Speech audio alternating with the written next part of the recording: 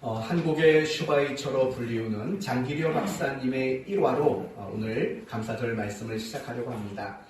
어느 날 장기려 박사께서 친구 사무실에 방문을 했습니다. 그리고 나오는 길에 계단을 헛디뎌서 발을 크게 다쳤습니다. 아주 급하게 수술을 받아야만 하는 상황이 된 겁니다. 수술을 받고 병실에 누워 있습니다. 그 병실에서 이 장기려 박사가 3가지 감사를 했다고 합니다. 첫째, 교만한 내 모습을 보게 하심에 감사. 둘째, 바빠서 보지 못했던 사랑하는 친구들, 지인들을 만나게 되어서 감사. 그리고 3번째는 그동안 미루어만 놓았던 책들을 조용하게 읽을 수 있는 시간이 생겨서 감사. 이렇게 3가지 감사를 했다고 합니다. 성도 여러분, 그게 바로 여러분이라면 어떻게 하시겠습니까? 다리를 크게 다쳤습니다. 그리고 수술을 해야만 합니다. 그래도 감사가 나오시겠습니까? 어쩌면 이런 마음이 들지도 모르겠죠. 아니, 나를 왜 다치게 했습니까? 이런 식의 반응이 나올 수도 있을 겁니다. 그러나 장기려 박사는 하나님께 진심으로 감사를 드렸다는 겁니다. 여기서 우리가 알 수 있는 것은 뭘까요? 이런 것들이죠. 감사라는 것은 사실은 없는 것, 잃은 것을 보면 절대로 할 수 없다라는 겁니다. 다르게 말하면 지금 내가 가지고 있는 것, 지금 그래서 내가 누리고 있는 것, 이런 것들을 생각하면 우리는 얼마든지 감사할 수 있다라는 것을 배울 수 있는 겁니다. 오늘 본문 역시 마찬가지입니다. 하나님께서 이스라엘 백성들에게 주신 것, 그리고 가지게 하신 것, 그리고 누리게 하신 것, 그런 것들로 인하여 감사할 것을 말씀하고 있는 겁니다. 그러므로 오늘 말씀을 통해서 주신 것에 대한 감사, 그러나 반대로 주지 않으신 것에 대한 감사도 다짐하는 그런 시간이 되었으면 좋겠습니다.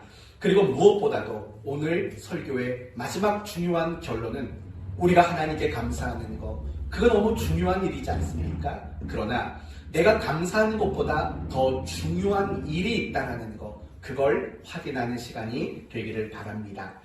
오늘 본문의 내용은요, 하나님께서 광야 40년의 시간을 마치고 이제 가나안 땅에 들어가야 할 이스라엘 백성들에게 가나안 땅에 들어가면 어떻게 살아야 한다라는 것을 가르쳐주는 내용입니다.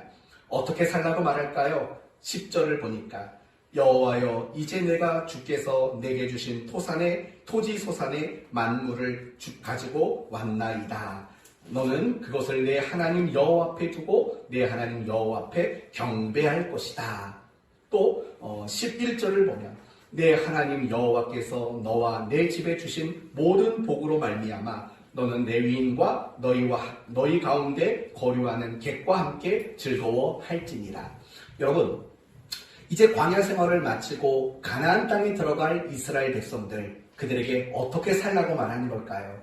하나님께 감사하고 또 너희 모두가 함께 즐거워하며 살아라. 바로 이것이 오늘 본문의 내용입니다. 여러분에게 이제 묻겠습니다. 여러분은 지난 한 해 동안 감사를 하셨습니까? 여러분은 지난 한 해 동안 매일매일의 삶 속에서 하나님께 감사를 드리셨습니까? 제가 지난 주간 우리 성도들에게 경건 프로그램으로 이런 숙제를 내드렸습니다. 하루에 5가지씩 여러분이 감사한 것들을 일기로 한번 써서 제출해 보십시오 라고 말했더니 정말 굉장히 많은 분들이 감사의 일기를 작성하셔서 제출하셨습니다. 나중에 여러분이 집에 가시는 길에 문 옆에 보시면 파란색 종이에다가 성도들이 제출한 감사의 일기들이 작성되어 있는 것을 보고 가시면 참 많이 도움이 될 겁니다. 제가 그 감사의 일기를 보면서 참 성도들이 감사를 많이 하는 한 주간이었구나 라는 생각이 들었습니다. 당연히 그래야 마땅합니다. 그런데도 불구하고 우리의 모습을 보면 감사하기는커녕 도리어 하나님께 원망하고 불평하는 그런 모습들이 사실은 훨씬 더 많이 있다는 겁니다. 그렇다면 여기서부터 오늘 설교를 시작해 봅시다. 우리가 하나님 앞에 감사해야 합니다. 그러나 우리가 하나님께 감사하지 못하는 이유는 과연 무엇일까요? 굉장히 많은 이유들이 있을 거예요.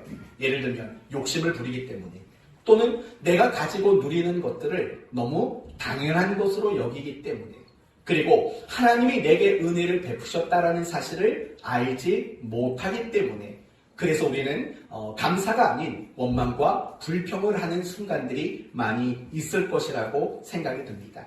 그러나 어쩌면 이러한 이유들보다도 우리가 감사하지 못하는 또 다른 중요한 이유가 있을 것이라고 생각이 듭니다. 그게 뭐냐면 광야 40년간의 이스라엘 백성들의 삶을 보면 그 한 가지를 발견하게 됩니다. 그것은 무엇이냐면 바로 비교의식이라는 겁니다. 어떤 의식이요?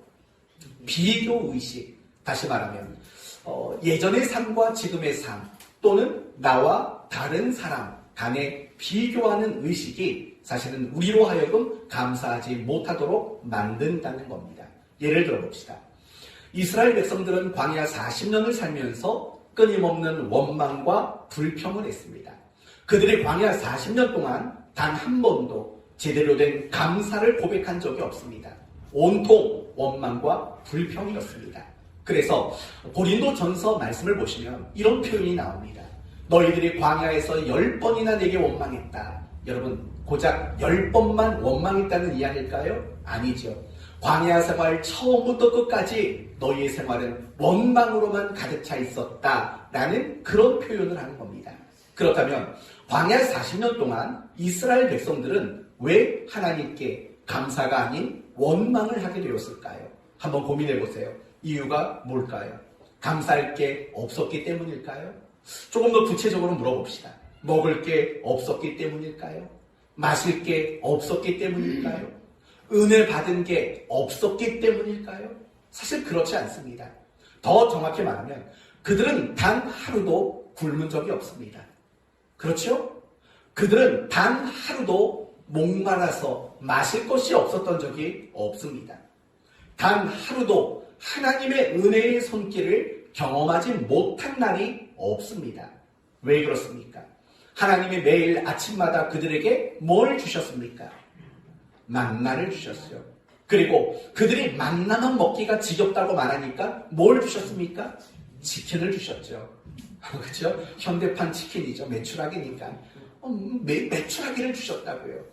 하나님이 그들에게 반석에서 물을 주시고, 그들이 혹여나 낮의 햇살에 지칠까봐 구름 기둥을 주시고, 그들이 혹시 밤의 추위에 떨까봐 불 기둥을 주셨고, 하나님은 광야 40년 동안 그들의 옷과 그들의 신발을 낡지 않도록 만들었다고요. 옛날에 학생부 설교로 이 설교를 한번 했어요. 하나님이 광야 40년 동안 옷이 낡지 않고 신발이 닳지 않도록 만들어주셨다 설교했더니 애들이 뭐라고 말하냐면 그게 은혜라고요? 왜냐하면 옷이 낡아야 새 옷을 사 입고 신발이 닳아야 새 신발을 사는데 이게 새고 그대로라니까 얼마나 지겹지 않았을까요? 이런 얘기를 하는 친구들이 있었습니다. 그러나 은혜죠. 광야지 않습니까? 광야에서 옷과 신이 낡지 않는다는 것 얼마나 큰 하나님의 은혜입니까? 그렇다면 사실은 감사해야 되죠. 하루도 굶은 적이 없고 하루도 물 못 마신 적 없고 매일 그들의 눈에는 구름과 불기둥이 있고 옷과 신발이 낡지 않았으니까 얼마나 감사한 일입니까? 그러나 감사하지 못했어요. 그 이유가 뭐냐면 바로 비교의식이라고 말해요. 민수기 11장에 이런 내용이 나와요. 이스라엘 백성들이 광야에 산 얘기입니다. 우리가 애굽에 있을 때에는 값없이 생선과 오이와 참외와 부추와 파와 마늘들을 먹은 것이 생각나거든. 이제는 우리의 기력이 다하여 이 만나 외에는 보이는 것이 아무것도 없도다 라고 말을 한다고요. 여러분, 지금 이스라엘 백성들이 왜 원망하는 줄 아세요? 먹을 게 없는 게 아니에요. 애굽 땅에서 먹었던 그 향신료들 있잖아요. 그 자극적인 음식들 있잖아요. 옛날에는 그걸 먹었는데 지금은 만나밖에 먹을 게 없다라는 거예요. 결국 그들의 원망과 그들의 모든 불평은 어디에서 나왔냐면 옛날과 지금, 옛날에 먹었던 그것과 지금 먹고 있는 것, 이거에 대한 비교 의식 때문에 그들은 감사하지 못하는 거예요. 그러나 여러분, 이건 비교할 대상이 될 수가 없는 거예요. 왜냐하면 애굽에서 비록 향신료를 먹고 자극적인 음식을 먹었지만 그들의 신분은 무엇이었습니까? 노예였지 않습니까? 애굽 사람들의 노예였다고요. 그러나 지금 그들이 만나를 먹는 이 순간은 그들의 신분은 무엇입니까? 자유자라고요. 하나님의 택하신 백성이라고요. 이건 결코 비교할 수 없는 것입니다. 그러나 그들은 그 말도 안 되는 비교 가운데 감사를 잃어버리고 도리어 원망과 불평에 가득 찬 그런 소리를 하게 됐다라는 겁니다. 그런데 이런 경우는요, 성경에 굉장히 많아요. 사울 왕의 경우를 생각해 봅시다. 사울이 왕이 되었을 당시에는 블레셋이라는 그 당시 최강대국이었던 나라가 자주 침략을 했어요. 그러니까 이 사울이 통치하는 기간 가운데 끊임없이 이스라엘과 블레셋이라는 나라는 끊임없는 마찰이 일어날 수밖에 없었다라는 거예요. 사울 왕은요, 그 전쟁을 잘 치르려고 열심히 노력했어요. 그러나 어느 날 이 블레셋에서 어마어마한 장수가 하나 나와요. 그 장수의 이름이 뭘까요? 골리앗이지요. 골리앗이라는 장수가 나와서 이스라엘을 조롱하기 시작해요. 그러나 이스라엘은 그 누구도 골리앗을 상대할 만한 사람이 없었다고요. 그러니까 그들이 하는 조롱을 그저 다 듣고 그 수모를 참는 것 말고는 달리 할 일이 없었던 거예요.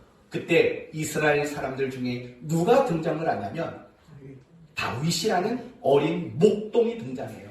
그리고 골리앗을 이겨버렸네요. 우리 서진이가 다윗과 같은 사람이 됐으면 좋겠어요. 아멘이죠? 서진이? 네, 우리 서진이가 세상이라는 골리앗을 무너뜨릴 수 있는 그런 다윗이 됐으면 좋겠습니다. 절대 골리앗이 되려고 하면 안 됩니다, 서진이. 다윗이 돼야 돼요, 다윗이. 그래요, 다윗이 이겼어요. 그래서 이스라엘은요, 블레셋을 굉장히 크게 이기는 대승을 거두게 됐어요. 이제 승리를 거두고 본국으로 돌아갑니다. 사무엘상 18장 말씀을 보면 백성들이 이렇게 말합니다. 사울이 죽인 자는 천천히요, 다윗이 죽인 자는 만만이로다 라고 말을 해요. 여러분, 이 노래는요, 승리에 감격한 백성들이 노래예요. 그러나 사울 왕에게는 이 노래가 그저 단지 기쁨으로 들려지는 노래로 들려지지 않았어요. 무엇으로 들려졌을까요? 사울과 다윗을 비교하는 것으로 들려졌다고요. 아니, 나에게는 천을 돌리고 다윗에게는 만을 돌려 라는 바로 그런 비교 의식이 그 마음에 든 거예요. 그래서 어떻게 된 줄 아세요?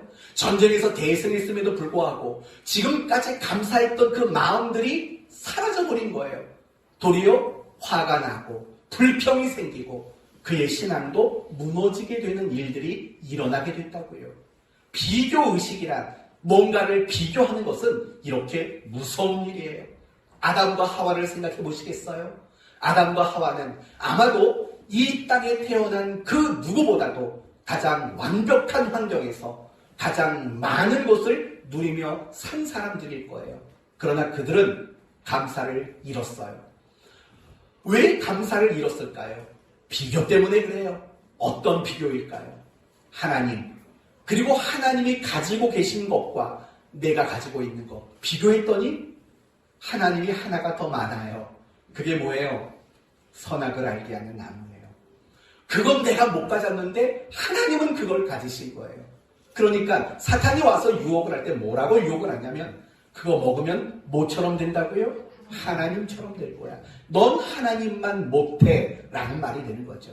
그런 비교의식이 아담과 하와를 불평케 했고 신앙이 무너지도록 만드는 원인이 되었다라는 겁니다. 우리도 마찬가지예요. 사실 우리는 날마다 감사하며 살아가야 하는 사람들이에요. 그런데 그 감사가 되어지지 못하는 이유는요, 사실은 비교하는 잘못된 습관 때문에 그래요. 내 집과 그 사람의 집을 비교하는 거예요. 내 남편과 그 사람의 남편을 비교하는 거예요. 제가 어제 감사를 잃고 원망을 했다고요. 왠지 아세요? 우리 성도들이 감사 얘기를 썼는데 하나같이 무슨 얘기를 썼냐면 본인 남편 감사해야 하는 걸 쓰는 거라고요. 김민아 집사님도 문 집사님 얘기를 썼고 오영희 집사님도 이동희 집사님 얘기를 쓴 거예요. 아니, 남편 그렇게 잘해주는 남편이 있어서 고맙다고. 그래서 우리 아내도 그걸 썼거든요. 제가 다 찾아봤는데 제 얘기는 하나도 없는 거예요. 그래, 그거 아주 30분을 따져 물었다고요. 내 얘기는 왜 안 썼냐고. 그랬더니 우리라는 말 안에 포함이 돼 있대요. 그럼 내가 우리에 불과하냐고. 여하튼 그런 거예요. 아니, 김 집사님, 오 집사님 남편 얘기 썼는데 왜 당신은 내 얘기 안 썼냐고. 이런 비교가 생기니까요. 감사가 사라지고 원망과 아니, 김효선 집사님도 마찬가지예요. 남편 얘기를 한 5번인가 썼는데 그냥 3일인가 나오더라고요. 남편 얘기를 제일 많이 썼어요. 네, 아무튼 그렇게 비교하다 보니까요 속상하더라고요. 그래서 다음부터는 이 감사 일기 쓰는 걸 경건 프로그램에 이제 넣으려고 그래요. 그래서 다음번에 한 번 더 지켜보려고 합니다. 그때는 뭐 매일 써주겠죠. 이렇게까지 했는데 그렇죠? 결국 그런 거예요. 저 사람은 예쁜데 나는 안 예뻐. 저 사람은 얼굴에 주름 하나 없네. 나는 주름투성인데. 저 사람 자식은 공부도 잘하네. 좋은 직장이네. 내 자식은 공부도 못하고 좋은 직장도 아닌데. 사실은 우리가 감사하지 못하는 거는요. 대부분 이런 거 아닐까요? 다 비교하는 거예요. 저 사람은 사업이 잘 되네. 나는 잘 안 되는데. 저 사람은 연봉이 이만큼이네. 나는 요만큼인데. 사실은 우리의 삶에 감사할 게 많은데도 불구하고요. 그런 비교하는 마음, 그것이 우리를 감사하지 못하고 도리어 원망하고 불평하는 그런 사람으로 만들게 되는 거예요. 사실은 사탄이 그걸 알아요. 인간이 치명적으로 감사를 잃게 하는 방법, 비교하는 그 나쁜 비교하는 습관이 인간으로 하여금 감사를 잃도록 만드는 거 사탄은 알아요. 그래서 사탄은요 항상 다른 사람과 나를 그렇게 비교하도록 만드는 그런 일을 한다고요. 첫 번째 아담과 하와를 무너뜨릴 때 사실은 사탄이 썼던 방법이 그거잖아요. 그거 먹으면 하나님처럼 돼.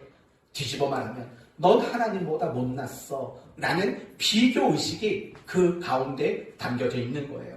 그러므로 사랑하는 성도 여러분, 이게 결코 쉬운 일은 아닐 거예요. 비교하지 않고 산다는 거 쉽지 않을 거예요.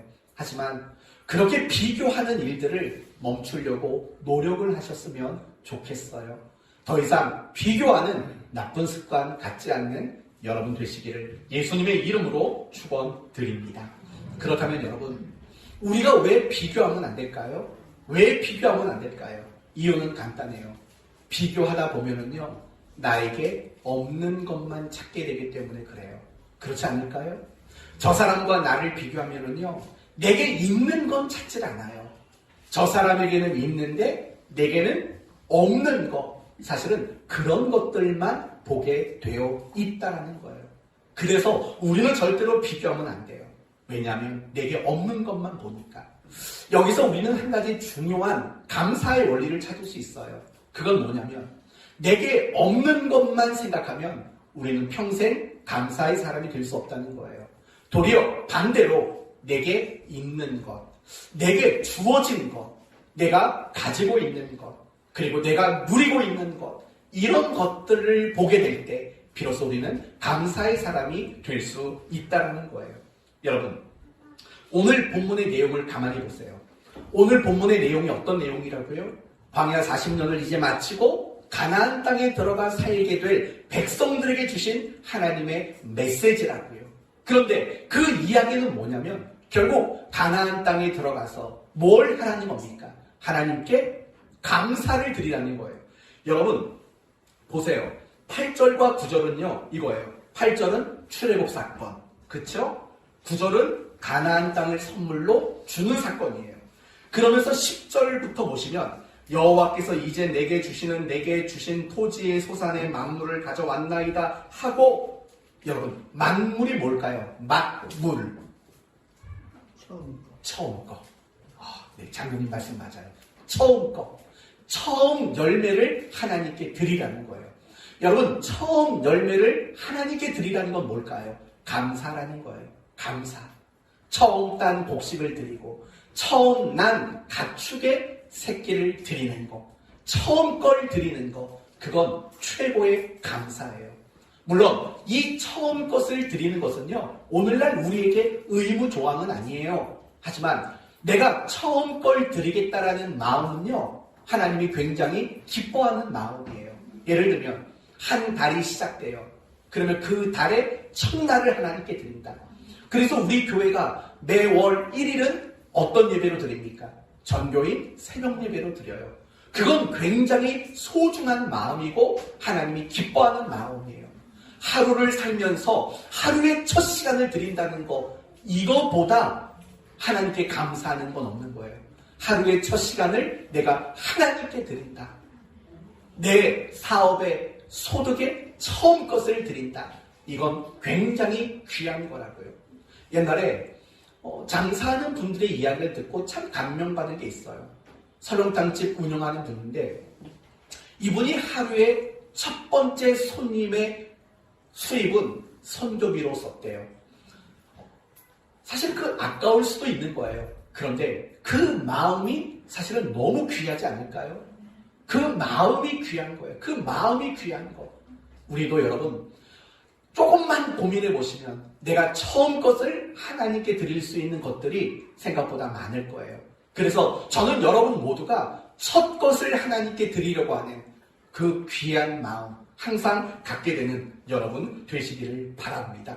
중요한 것은 뭐냐면 처음 걸 드리라는 것은 진정한 감사, 넘쳐나는 감사를 하나님이 요구하고 있다는 거예요. 그러면서 그 다음에 나오는 이야기가 뭐냐면 여러분 오늘 본문에서 제일 반복되는 말이 뭔지 아세요? 주신이라는 말이 제일 많이 나와요. 주신. 9절을 보실래요? 9절. 땅을 뭐 했대요? 주셨대요. 땅을 주셨대요. 또 10절.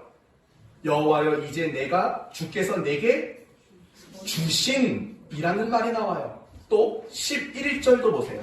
11절 보면 내 하나님 여호와께서 너와 내 집에 주신이라고 말한다고요. 그러니까 지금 하나님은 이스라엘이 가나안 땅에 들어가서 감사해야 되는데 무엇을 근거로 감사라고 말하냐면 하나님이 주신 것, 그래서 내가 가지게 되고 내가 지금 누리고 있는 것, 바로 그것을 감사라고 말씀하고 있는 거예요. 우리는 이런 감사의 비결을 배워야 한다는 거예요. 하나님이 내게 주신 것, 그래서 내가 가지고 있는 것, 그걸 바라볼 때, 그걸 생각할 때 우리는 감사할 수 있는 거예요. 하박국 선지자의 고백을 생각해 보시겠어요? 여러분 하박국 3장을 보시면 하박국 선지자가 이런 고백을 해요. 무슨 고백을 합니까? 무화과 나무에 열매가 없고 포도 열매가 없으며 감람나무 열매가 없고 양과 소도 없고, 그렇지만 그럼에도 불구하고 하박국 선지자는 감사를 한다고요. 무엇을 받기 때문일까요? 하나님을 바라본 거죠. 그리고 하나님이 주신 구원을 생각한 거죠. 그럴 때 우리는 감사하는 사람이 될 수 있다는 거예요. 우리도 마찬가지인 거예요. 내가 매일매일마다 정말 감사하며 살려면 지난 주간 여러분이 감사의 일기를 썼던 그 마음을 가지셔야 돼요. 원래 그 전주에도 문집사님께 감사하셨나요? 아, 그래요?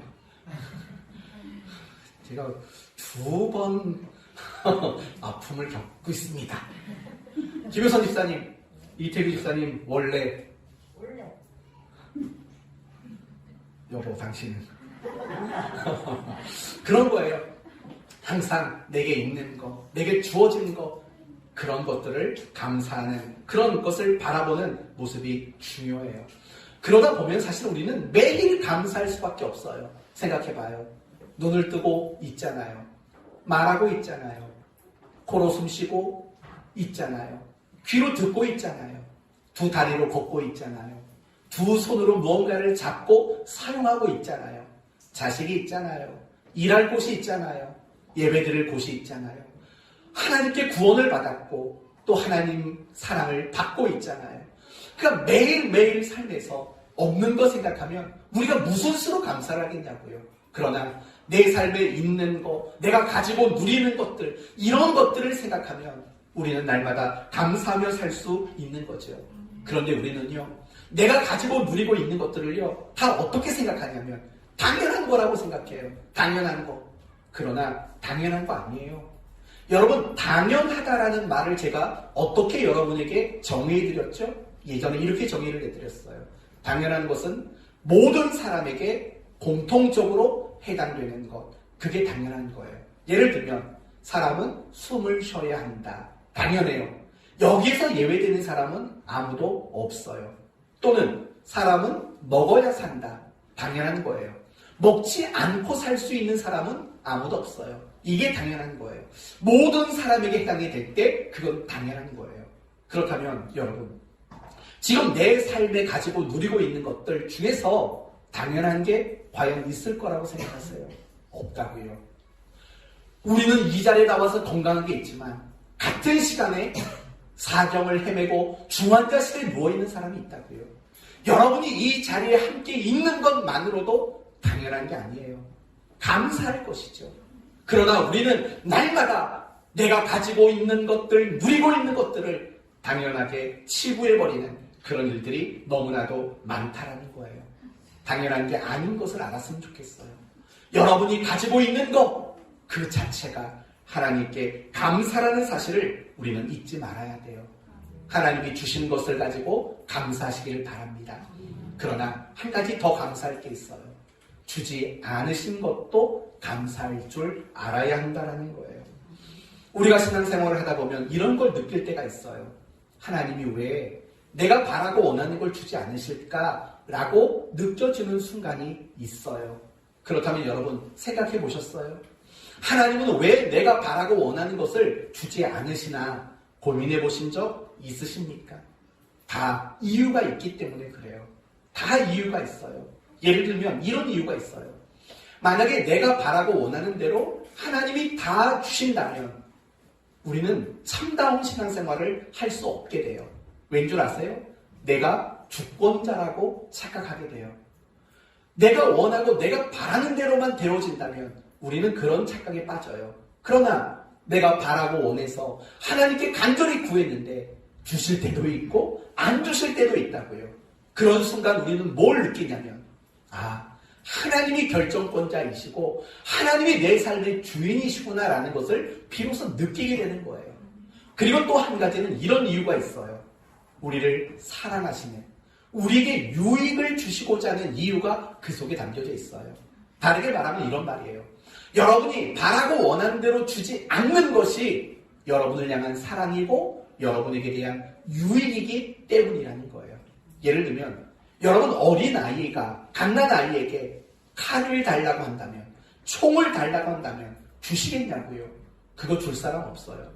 여러분 가끔씩 뉴스를 보시면은요, 미국에 4살짜리 아이가 부모님에게 총을 쏴서 부모가 죽게 됐다. 이런 보도를 본 적 있어요. 그 어떤 거냐면 애는 이게 총인지 몰라요. 이게 위험한 건지 몰라요. 그냥 서랍 열었는데 있어요. 그리고 그냥 그거 갖고 놀다가 손가락으로 방아쇠를 당긴 거예요. 그래서 부모가 죽은 거라고요. 여러분, 아이가 총을 달라면 줄 사람이 누가 있겠냐고요. 그건 사랑이 아니죠. 그건 그 아이를 유익을 주는 게 아니죠. 마찬가지예요. 단지 내가 바라고 원하는 그것이 큰 것뿐이지 그 자체가 내게 유익한 건 아니에요. 때로는 유익할 수도 있죠. 하지만 더 많은 순간 한 치 앞도 내다보지 못하는 우리에게는 유익하지 않은 것일 수도 있는 거예요. 솔직히 자수하세요. 복권 사신 분, 로또 사신 분, 여러분, 로또 사서 1등에 당첨되면 그게 다 여러분에게 유익할까요? 그렇지 않아요. 로또에 당첨돼서 건강하게 살아가는 사람은 그렇게 많지를 않아요. 도리어 그 생활이 엉망이 되고 그 로또에 당첨된 돈을 혼자 쓰겠다고 집을 팽개치고 몰래 도망 나간 남자들도 그렇게 많다지요. 여러분의 남편이 집을 떠나지 않기를 바라면 로또 못 사게 하십시오. 아니면 로또를 사더라도 공동명의로 해놓으십시오. 네, 이거는 웃자고 한 얘기고 그런 것들이에요. 우리는 한 치 앞도 내다보지 못해요. 그래서 지금 이 순간에는 그걸 내가 가지고 누리게 되면 좋을 거라고 생각해요. 하지만 그렇지 못한 순간들이 사실은 훨씬 더 많다라는 거예요. 그래서 하나님은 우리에게 안 주시는 거예요. 그러면 여러분, 이제 답이 나오는 거 아니에요? 하나님이 내게 주신 거 감사해야죠. 그러나 반대로 하나님이 내게 주시지 않으셨다면 어떤 이유겠냐고요? 나를 사랑하는 이유겠죠. 또 내게 유익을 주시기 위한 이유가 그 속에 담겨져 있는 거겠죠. 사도 바울을 한번 생각해 보세요.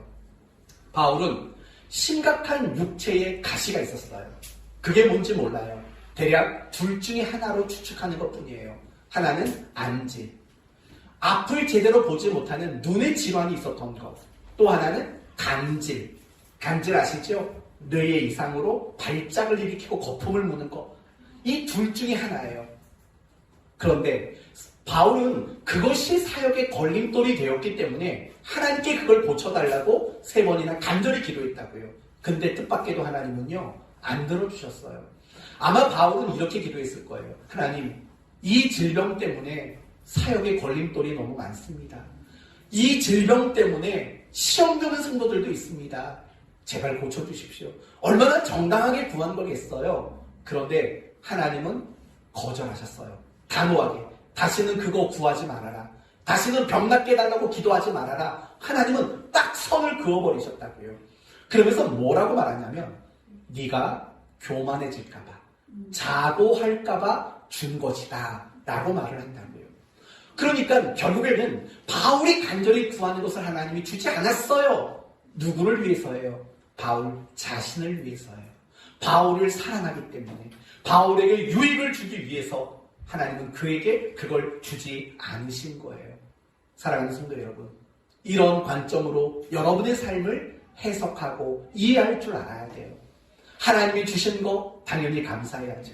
그러나 하나님이 지금 내게 주시지 않는 그것도 사실은 감사해야 돼요. 그게 나를 유익하게 만드니까. 주지 않는 것이 여러분을 향한 하나님의 굉장히 크신 사랑의 표현이니까 우리는 그걸 감사해야죠. 여러분, 우리가 성경을 읽다 보면 너무 잘 알지만 이해가 되지 않는 고백이 나와요. 시편 23편이에요. 여호와는 나의 목자시니 내게 부족함이 없으리로다. 우리가 얼마나 좋아하는 구절이에요. 그런데 이해가 안 되는 구절이에요. 여러분, 정말 다윗이 부족함이 없는 인생을 살았을까요? 그 인생의 10수년은 사울 왕의 위협을 피해 광야로, 사막으로, 숲으로 도망을 치며 살았다고요. 목숨을 잃지 않으려고 숨어 살았다고요. 그가 왕이 된 이후에 자식들에게 일어난 일들 아시죠? 첫째 아들이 이복 여동생을 겁탈하는 장면. 넷째 아들이 첫째 아들에게 복수해서 살인을 일으키는 장면. 그리고 그 네 번째 아들 압살롬이 아버지를 왕궁에서 내쫓아내셨던 사건. 그거 말고도 끔찍한 일이 많다고요. 다윗이 노년이 되었을 때는요, 아무리 두꺼운 이불을 덮어도 한기를 느끼는 연약한 몸으로 그 인생이 마무리돼가고 있었다고요. 근데 부족함이 없대요. 우리 입장에서 봤을 땐 자식 농사 못 졌잖아요. 근데도 부족함이 없대요. 그걸 어떻게 이해하시겠냐고요. 이렇게 보셔야죠. 주신 것도 감사, 주시지 않은 것도 감사한 거죠. 왜요? 나에게 제대로 주시지 않는 그것이 나의 유익을 위한 것이었기 때문인 거죠. 그렇게 본다면 우리는 시편 23편의 그 고백을 이해 못할 수가 없어요. 충분히 이해가 될 수 있다는 거예요. 저는 여러분 모두가 주신 것에 감사하고 주시지 않은 것이 사랑이고 나를 향한 하나님의 유익을 위한 사건이라는 것을 알고 주지 않은 것도 감사하는 여러분 되시기를 바랍니다. 저는 지금까지 여러분에게 감사하셔야 된다는 이야기를 했어요. 그러기 위해서는 비교하지 말라고 했고, 어떻게 감사한다고요? 주신 것들을 생각하면서 주신 것들을 헤아리면서 감사라고 했어요. 그러나 주신 것만 감사라고요? 아니요. 주시지 않은 것도 감사라고 했어요. 왜요? 그게 사랑이고 그게 유익이 되기 때문이라는 거예요. 그러나 이제부터는 더 중요한 이야기를 여러분에게 말씀을 드리려고 해요. 하나님은 우리 모두가 감사하는 사람이 되기를 원하고 계셔요. 우리는 매년마다 추수감사주의를 지킨다고요. 우리가 감사주의를 지키는 이유가 뭐죠? 하나님께 감사하기 위함일까요? 맞습니다. 그러나 여러분, 감사라는 말의 의미가 뭔가를 한번 더 생각해 보셔야 돼요. 여러분, 우리가 하나님께 감사한다라는 말은 어떤 뜻이 있을까요? 우리가 하나님께 감사한다. 어떤 뜻이 있을까요? 아, 은혜를 잊지 않는 사람이구나 라는 뜻일까요? 맞아요. 그러나 우리가 하나님께 감사한다라는 말의 진짜 의미는 이런 뜻이에요. 하나님이 하나님으로서의 역할과 책임을 신실하게 해 주셨습니다 라는 뜻이라고요. 이 말을 여러분이 기억하셔야 돼요. 우리가 하나님께 감사한다는 것은 하나님이 나를 향해 은혜 주시고 사랑을 베푸시고 열매 맺게 하시고 가지게 하시고 누리게 하시는 이 모든 일에 하나님은 신실하셨다는 말이에요. 만약에 하나님이 우리에게 하나님으로서의 역할과 책임에 신실하지 않았다면 과연 우리 가운데 누가 감사할 수 있겠습니까? 우리가 하나님께 이 시간 진심으로 감사한다는 것은 하나님이 우리를 향해서 신실하셨다는 것이 근거가 되고 있다는 거예요. 그렇다면 우리가 이 추수감사절을 지키는 이유는 뭘까요? 하나님은 나에게 지난 한 해 동안 하나님으로서 신실하셨습니다라는 고백을 하는 거예요. 그리고 더 중요한 한 가지는 과연 나는 지난 1년 동안 하나님 백성으로서 하나님 자녀로서 나는 신실했는가를 점검받고 하나님께 대답하는 시간이 추수감사절 시간이라는 거예요. 우리는 하나님께 감사하는 그 자리에 머무르면 안 돼요. 우리가 하나님 옆에 감사하는 것보다 훨씬 더 중요한 것은 여러분이 하나님 백성으로서 신실하게 사는 일이 더 중요하다는 거예요. 하나님은 이 시간 우리에게 질문하고 계십니다. 여러분은 하나님 백성으로서 신실하게 사셨습니까? 여러분은 지난 1년 동안 하나님의 뜻대로 사셨습니까? 여러분은 지난 1년 동안 정말 그리스도인답게 사셨습니까? 여러분은 지난 1년 동안 하나님께 은혜 받은 사람답게 신실하게 사셨습니까? 이걸 대답하는 시간이 추수감사절이라고요. 과일 바구니로 갖다 놓는 것이 전부가 될 수 없고 하나님께 감사의 헌금을 드리는 것이 전부가 될 수 없어요. 하나님은 그걸 여러분에게 요구하지 않아요. 하나님이 정말 바라는 것은 여러분이 지난 한 해 동안 하나님 백성으로서 신실하게 살았는가에 대한 대답을 원하고 계신다고요. 어떤 대답이요? 예, 하나님, 부족했지만 제가 하나님 백성으로서 신실하려고 노력했습니다. 이 대답을 드리는 것을 하나님은 원하고 계셨다고요. 이 이야기가 가장 잘 나오는 본문이 있어요. 바로 창세기 4장에 나오는 가인과 아벨의 제사예요. 엄격히 말하면 가인과 아벨이 하나님께 제사를 드리는 그 장면은 추수감사절 예배와 똑같아요. 왜 똑같을까요? 그들이 한 해 동안 농사 지은 것, 그들이 한 해 동안 목축을 한 것, 그것에 대한 결과를 하나님께 올려드리는 시간이었으니까 사실은 그들이 추수감사절을 지킨 거라고요. 그런데 둘 다 귀한 걸 드렸어요. 가인도 첫 곡식 귀한 거 드렸다고요. 아벨도 가축에서 좋은 걸 드렸다고요. 그러나 하나님이 받으신 것은 무엇이냐면 아벨과 그 제물을 받았다고요. 그렇다면 하나님은 왜 가인의 제물은 거절하셨을까요? 답은 간단해요. 그것을 드리기까지 지난 1년 동안 하나님 백성다운 일에 하나도 신실하지 않았기 때문이에요. 가인이 막 화딱지를 내죠. 하나님께. 하나님, 이게 왜 내 건 안 받습니까? 그러지 않습니까? 그러자 하나님이 뭐라고 말하냐면, 내가 선을 행하였다면 어떻게 이런 일이 있었겠느냐. 분명히 그렇게 표기하고 있다고요. 그는 하나님의 사람으로서 하나도 신실하지 않았어요. 그렇기 때문에 그가 아무리 귀한 것들을 제물로 드렸을다 할지라도 하나님은 그것을 받으시지 않았다라는 거예요. 추수감사절이란 바로 그걸 드리는 거예요.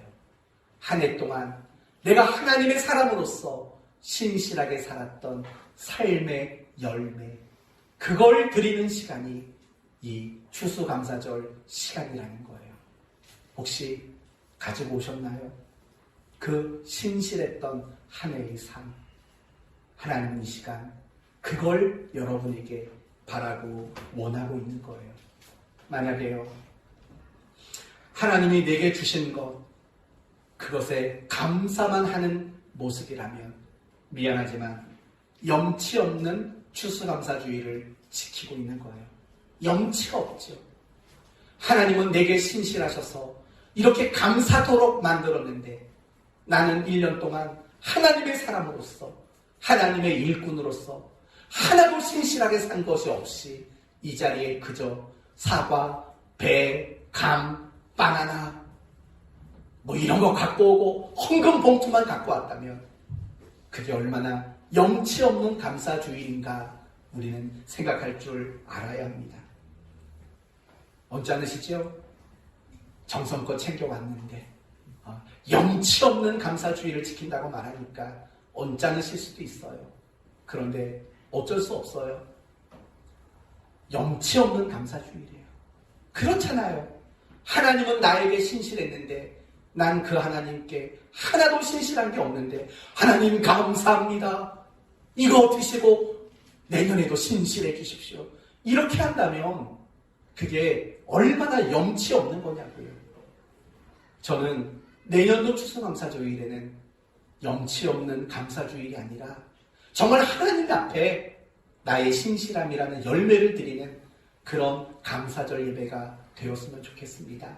이제 오늘 말씀을 마치겠습니다. 우리 모두 하나님께 감사합시다. 그러기 위해서는 비교하지 맙시다. 내게 주신 것, 내가 가지고 있는 것, 내가 누리는 것, 그것으로 감사합시다. 하나님이 내가 바라고 원하지만 주지 않으신 것, 그게 사랑이고 나를 위한 일임을 알고 주지 않은 것도 감사합시다. 그러나 이렇게 감사만 하는 염치 없는 성도가 아니라 하나님이 한 해 동안, 아니죠, 하나님은 늘 신실하셨듯이 우리도 하나님의 사람답게 신실하게 살아가는 그 모습으로 감사하는 우리가 됩시다. 감사 중요합니다. 그러나 감사보다 더 중요한 것은 하루하루를 그리스도인으로서 신실하게 살아가는 것, 그게 더 중요한 겁니다. 하나님께 감사하고 서로에게 감사하는 신실한 여러분 되시기를 예수님의 이름으로 축원드립니다. 아멘. 기도합시다. 하나님, 우리 모두가 감사하는 자들이 되기를 원합니다. 이제 더 이상 가치 없는 비교의 습관들을 버리게 하여 주옵소서. 주신 것, 주시지 않은 것 감사하게 하시고, 감사만 하는 염치 없는 성도가 아니라 하나님처럼 우리도 신실하게 살아가는 삶을 드리는 신실한 자리까지 나갈 수 있는 저희가 되게 해 주옵소서. 그래서 우리 성도들 모두가 감사, 그리고 그 감사보다 중요한 신실함까지 가지는 성도들이 되게 해 주옵소서. 이 시간 그렇게 우리 모두가 서약하고 다짐하오니 이 다짐을 오늘 이 시간 이 열매로 받아 주옵소서. 예수님의 이름으로 기도 올리옵나이다.